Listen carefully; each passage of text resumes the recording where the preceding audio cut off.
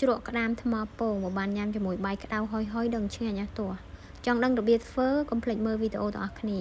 ជាដំបូងយើងត្រូវយកទឹកកកដាក់ត្រាំក្តាមនឹងឲ្យវាសឡប់ដើម្បីងាយស្រួលធ្វើឆ្លៀតពេលយើងចាំក្តាមនឹងសឡប់យើងទៅកូរទឹកត្រីសិនកូរស្ករក្រហមនឹងឲ្យវាឡើង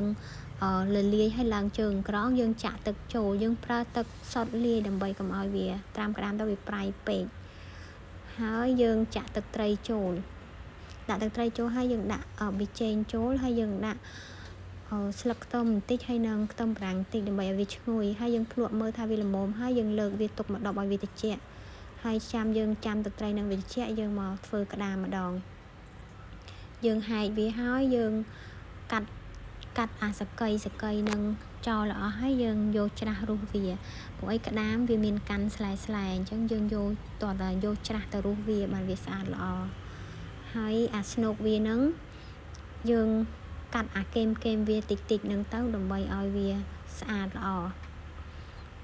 ហើយយើងលាងអាចវាចេញឲ្យស្អាត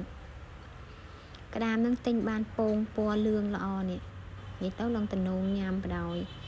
យើងកាត់សកៃកាត់អីលាងវាតាមក្លុកក្លៀតដោះច្រាស់ឲ្យវាស្អាតអស់ស្លែអស់អីហើយ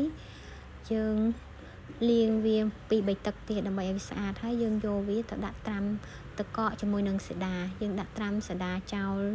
រយៈពេលប្រហែលជា40នាទីទៅ1ម៉ោងហើយបន្ទាប់មកយើងយកវាទៅរៀបដាក់នឹងប្រអប់ហើយយើងចាក់អាទឹកត្រីដែលយើងបានកូរមិញហ្នឹងទុកវាឲ្យត្រជាក់ហ្នឹងយើងយកវាមកចាក់ដាក់ត្រាំហើយបន្ទាប់មកយើងដាក់ម្ទេសចូលម្ទេសដាក់តាមចំណង់ចំណូលចិត្តម្ទេសហើយនឹងខ្ទឹមខ្ញុំចូលចិត្តហឹរខ្ញុំដាក់ម្ទេសច្រើនហើយមើលទៅវាតំណងញ៉ាំបដ ாய் ហើយបន្ទាប់មកយើងយកវាទៅដាក់ក្លាសេទូទឹកកករយៈពេលមួយយប់បានយើងអាចញ៉ាំបានវាឆ្ងាញ់ចូលជាតិល្អ